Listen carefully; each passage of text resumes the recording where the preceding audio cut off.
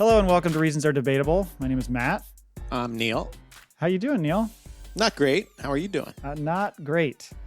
So I wanted to get into this right away. So as our listeners know, this is a very silly little podcast where we pick a topic every week and do an advice question and just have fun and kind of goof on things. We make light of a lot of things. And given the very sad and tragic events of recent weeks, and particularly this past week in our country, it felt a bit off to try to just ignore that and do some random topic about something else. This is something that's gone on far too long. So we're obviously talking about the senseless violence and murder, whether that's Ahmaud Arbery or Breonna Taylor or George Floyd, and so many others. I mean, just yesterday there was an unarmed man killed in Kentucky named David McAtee. I don't know if you saw that. Mm-hmm. So it just goes on and on and on and on. And so, and by the way, I was going to ask you, did you watch any of that George Floyd video? No, I was listening to a couple. Well, it happened. I heard about it. I was listening to a couple different podcasts, and Akilah Hughes had made a good point about not watching the video and not sharing it. Mm-hmm. I don't want to misquote or misrepresent what she was saying, but what she said made a lot of sense to me and resonated. And I'm like, I've seen the picture, obviously, of him on the ground with the murderer's knee on his neck. Mm-hmm. And that's enough for me. And as you know, I can't even really watch realistic war movies for the same reason. And that's not how I want to think of Mr. Floyd. Right. It's one of those things where I kind of forced myself to watch it, and just because I wanted to see just how awful and brutal it mm-hmm. was, and then I watched it once, and that was kind of it. But yeah, I needed to take that in just to kind of get an idea of exactly what this fucking monster did to him. So, well, and like Van Jones said, it was a lynching. It was pretty much a lynching. It was. And also, before we get too deep into the topic, I just want to say, there's a lot of great podcasts out there that are discussing this, not just recent events, of course, but the systemic problems that obviously we're facing that are even more in our face now. And I think that I'm trying and my best to make sure I share a bunch of those out via our Twitter account. And I want to support those podcasters because their voices are very important. One of those podcasts is called Off the Record. Please go check them out. On their last episode, Mike on the show challenged other podcasts saying, and this is kind of how he said it. He said, those podcasts or podcasters who don't look like them, say something, call this out, call this very wrong thing out, mm-hmm. because your listeners might not look like their listeners and they might need to hear it. So I took that to heart because we had a long talk over the weekend trying to figure out exactly what to do with this. If we wanted to have a show at all, if we wanted to join some of the other shows that are doing a podcast blackout, which I totally, support them and respect that. Mm-hmm. And we considered that. But in the end, I think we decided maybe it was worth having a conversation because, a lot of this, I think, can be helped by conversations. And so this is just our way of talking through it and sharing our thoughts on it. So that's where we kind of landed. Right. And when we talked over the weekend, we both acknowledged, and I'll talk for myself here, but that I don't know what to say exactly. Right. And it made me realize that I need to do more so these kind of things don't continue to happen.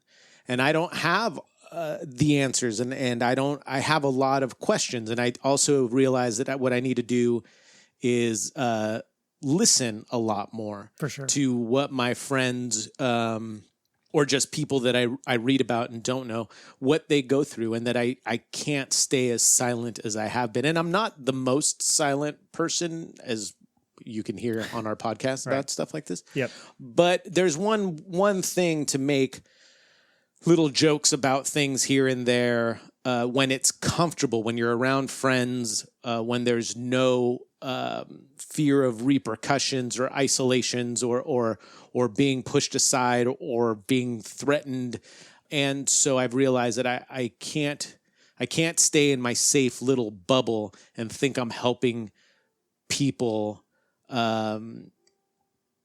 by remaining as silent as I have. So, right. I think, and it's one of the privileges that, like, for me as a white person has, is you're not faced with it yourself.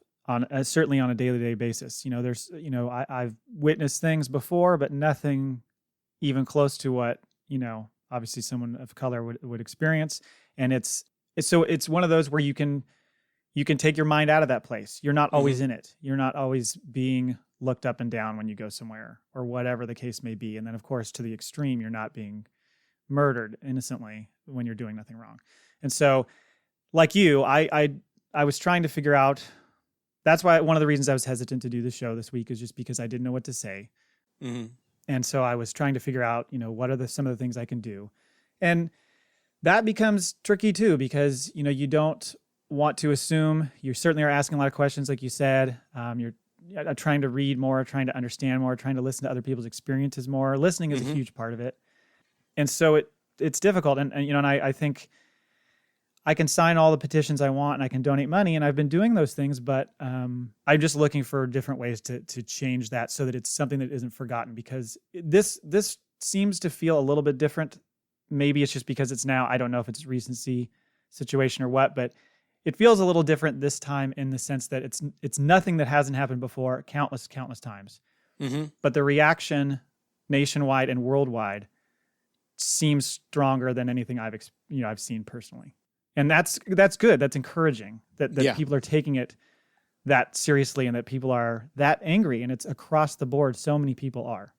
Sure. And it's nice that so many people, it's so many different religions and races and sexualities. It's nice. I mean, that's the one glimmer of hope, is that you see a lot of different skin tones in this resistance and in this protest. I will say, or I'd like to say, no one likes to see vandalism. No one wants to see violence. But if you're more outraged right by the acts of people being oppressed rather than them being oppressed or the oppression itself, I think you got to look at that strongly. If Black people of color were not being systematically held down, were not being murdered, there wouldn't be any looting and rioting, whatever you want to call it right now. Well, yeah, I was going to say, so a lot, you see that a lot. That's one of the things that's been frustrating about watching some of these protests and the coverage, is because so much focus is on violent, incidents and on destruction of property. And so that gives a certain, the critics of these things kind of the food for them to say, see, look, this isn't the way this should be done. And look how these people are responding and blah, blah, blah, blah, blah. And it's like, okay, first of all, it's probably a lot of the same people who were so fucking miffed that Colin Kaepernick dare take a knee because it got in the way of them enjoying their football game. Mm-hmm. And it's like, so now you say peaceful protesting is okay, but in the past it wasn't. Even just a few years ago, you were mad about that because you thought it was so disrespectful. It goes to that whole thing that we've joked about. It's like, hey, you can have your cute little protest, just don't get in the way of me getting my Starbucks, bro. Or me getting to work. Don't interfere in my little perfect world by telling me that you have problems that I don't see. Well, that, and then also, it's like I think we've said, or at least on our previous show, a protest is not designed for your comfort.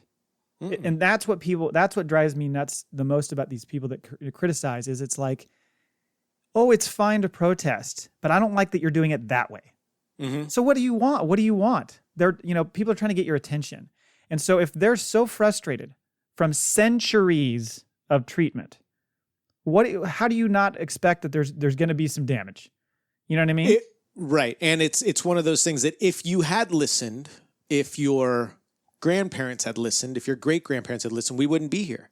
So all of, and on top of that, this shit works. Right. It's effective. Yeah.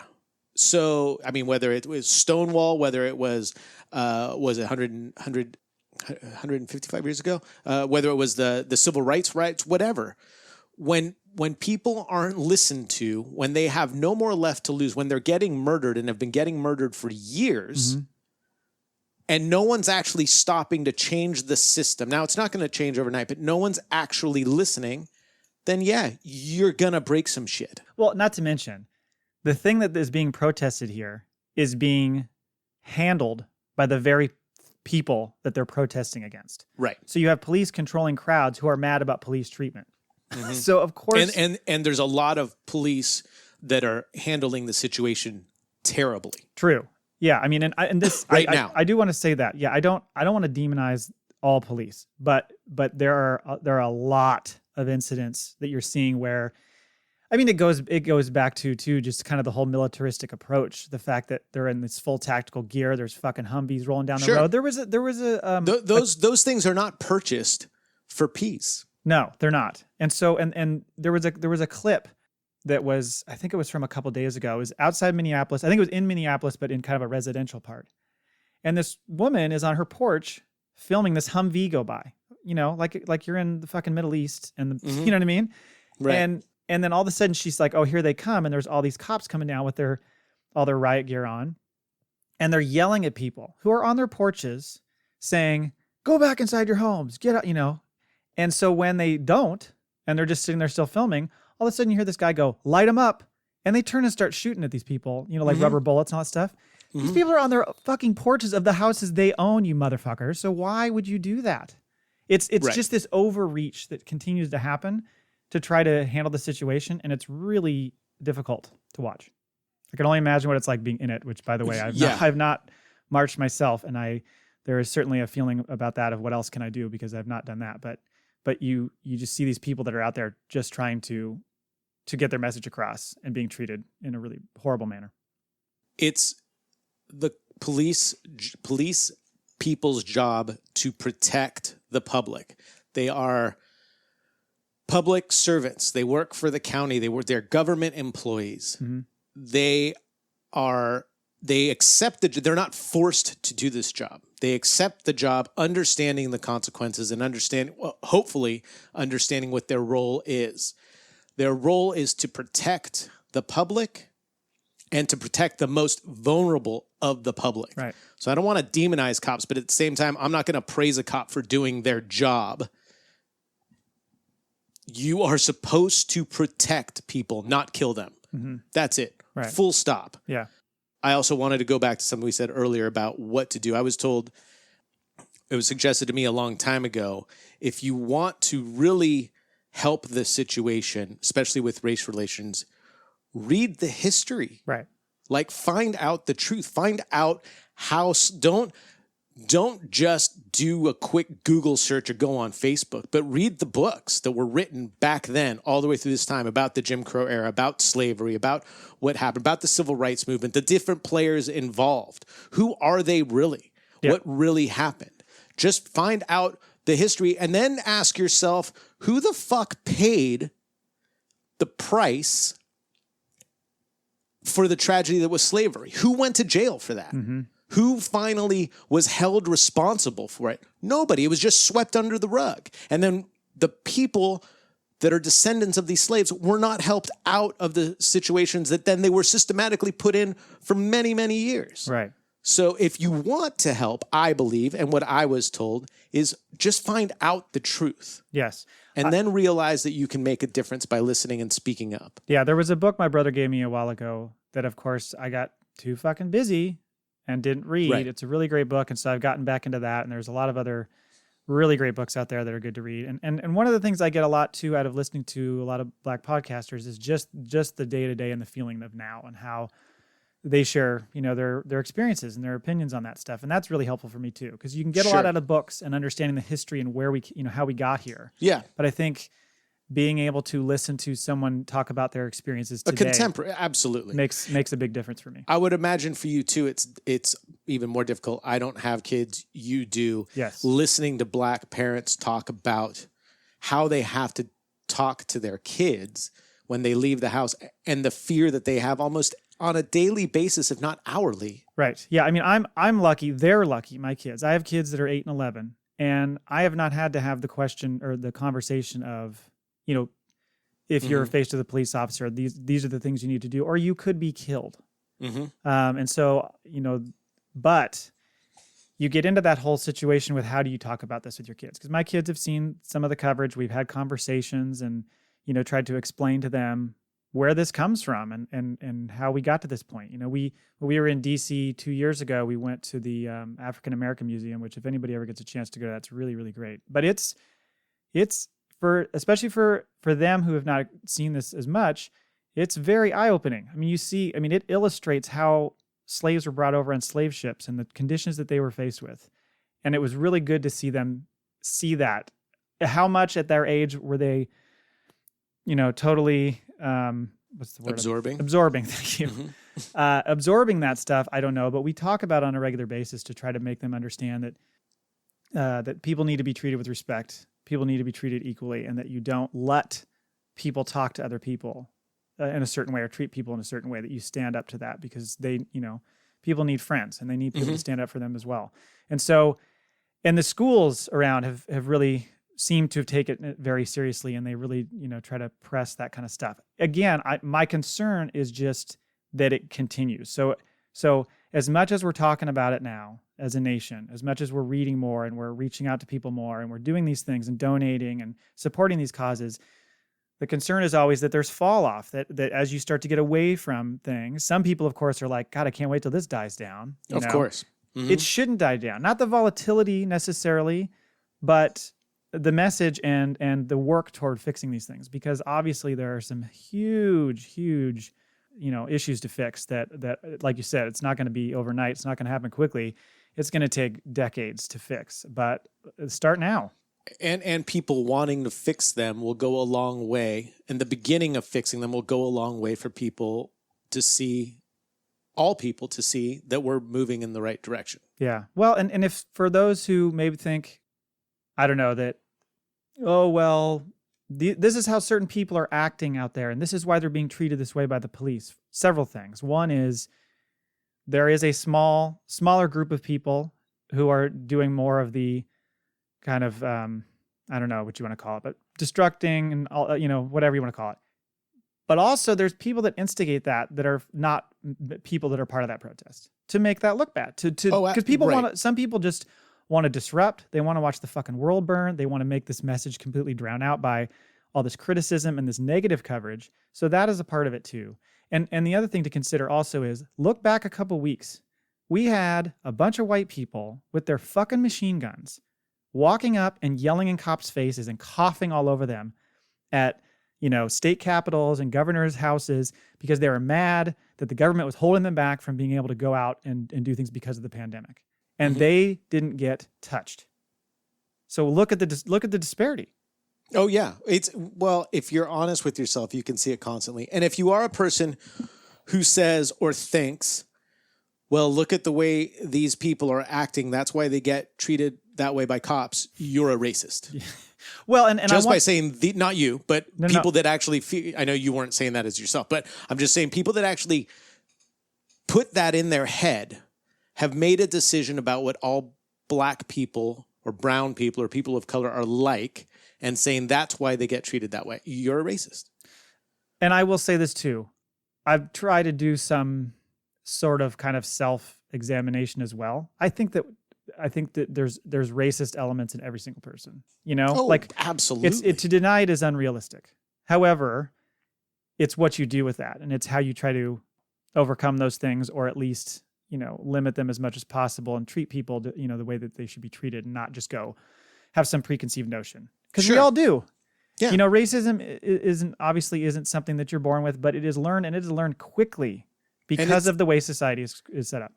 And unfortunately, in our country, and all those damn racist parents. That's right. It's systematic. I mean, it's part of the fabric of our country. And it's okay to say that and still love this country and still love the people in this country. It just means let's acknowledge the problem and then fix it. It is our history. Mm-hmm. We can't go back and change it. Right. But let's make it better going forward. Let's not deny that's what it was and then blame it on the people that were enslaved, or the descendants of the people that were enslaved, as it's their fault somehow. Right.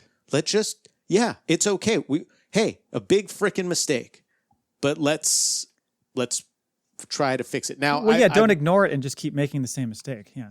Right. And again, these are all my thoughts. I don't have the answers. I know what I want to do and plan to do for me. So this becomes a daily goal of helping to move us to a better place. But do the homework yourself. Don't rely on your black friends or your friends of color to explain it all to you. Yeah, absolutely. Because that can get exhausting for people. Yep. And it's not fair to put them in that, them, meaning people of color, in that position to make it easier for you. Do the work as a friend, as an ally. Mm-hmm. Do the work yourself. Yeah, because otherwise it just comes across as what do you want me to do? And Yeah. And if you have a friend tell you something, listen. right. And Yeah, go, okay. for sure.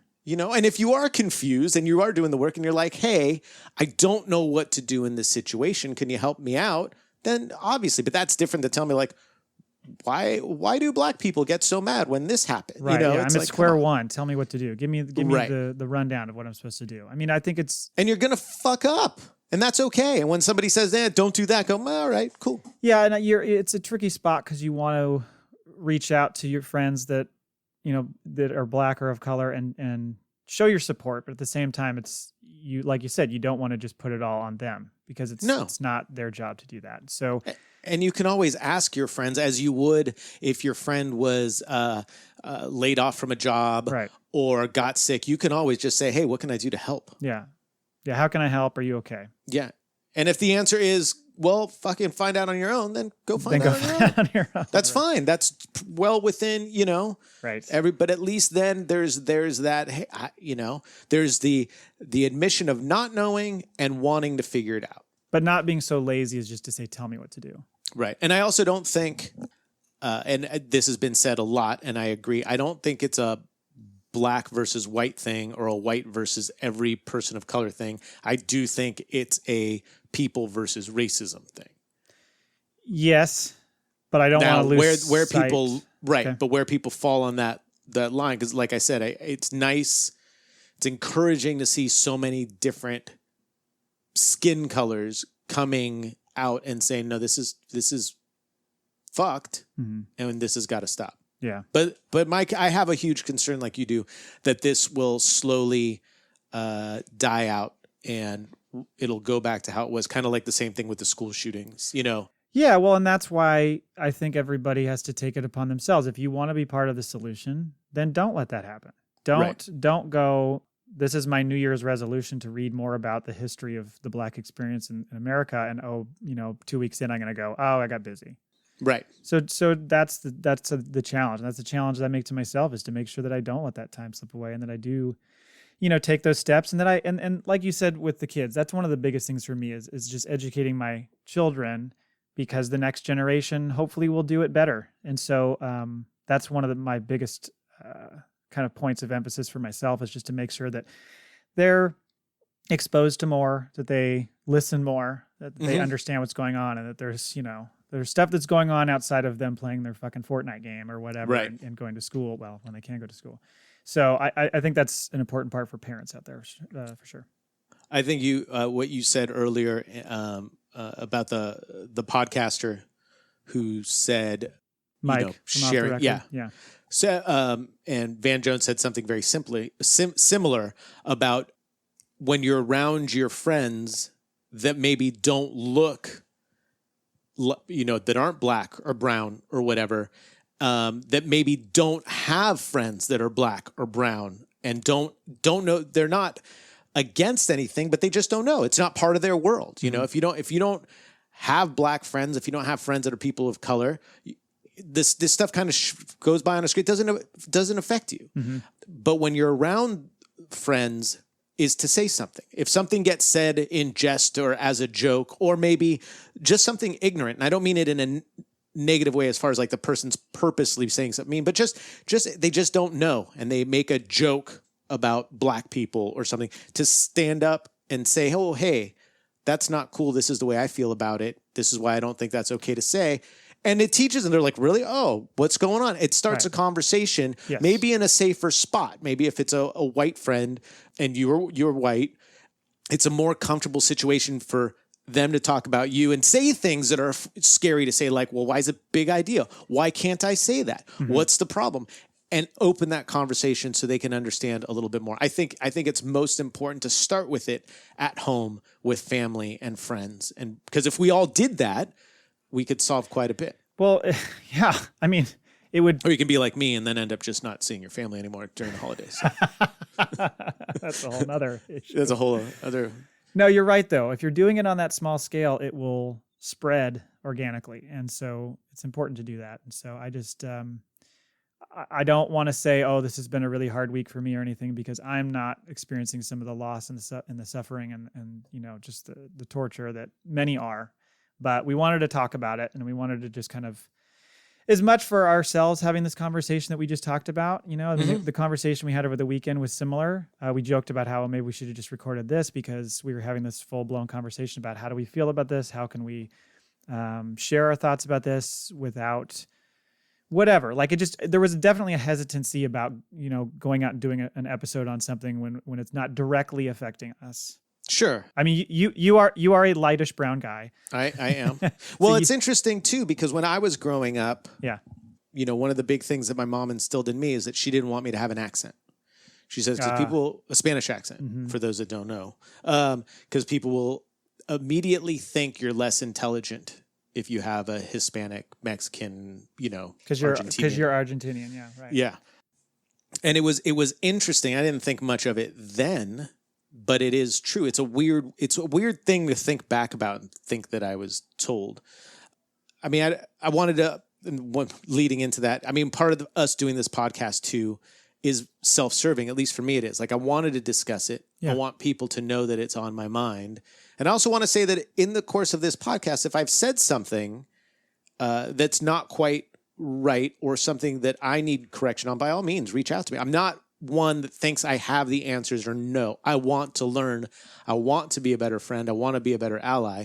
And I'm not above taking criticism or advice from people that live this life much, me being told not to have an accent I'm not trying to compare that. Mm-hmm. It's just an interesting thing that popped in my head in talking to you about all this. It was just kind of being of a caramel color.